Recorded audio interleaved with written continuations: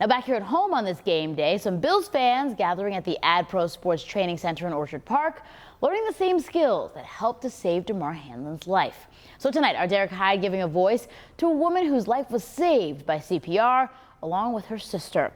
He also turned the mic over to someone from the American Heart Association with more on the importance of this training.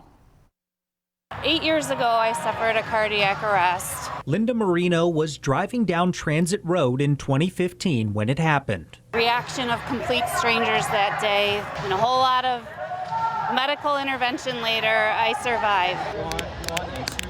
Strangers performing CPR and using an AED saved her life.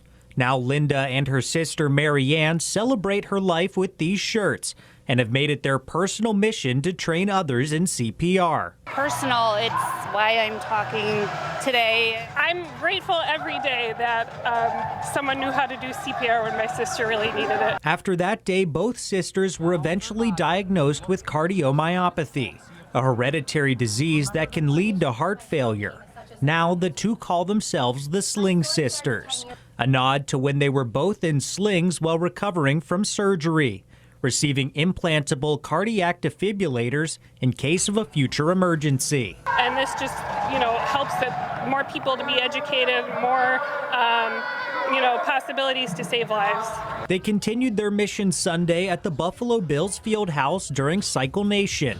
Their family rode in the stationary bike event like Lynda's 10-year-old daughter Claire, sharing their story and encouraging others to learn CPR on the day of the Bills' first game in Cincinnati since Damar Hamlin's on-field collapse. I mean, seeing what happened to Damar Hamlin on the field really prompted so many individuals to want to feel like they could do something in the case of an emergency. Hamlin's story hit very close to home for both of them. My journey was oddly very similar in many ways.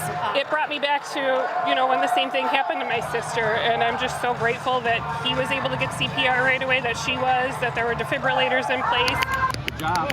Make sure your hand doesn't come off the chest. They hope that both Lynda and Damar's stories can encourage as many people as possible to learn CPR. She is alive today because she received CPR.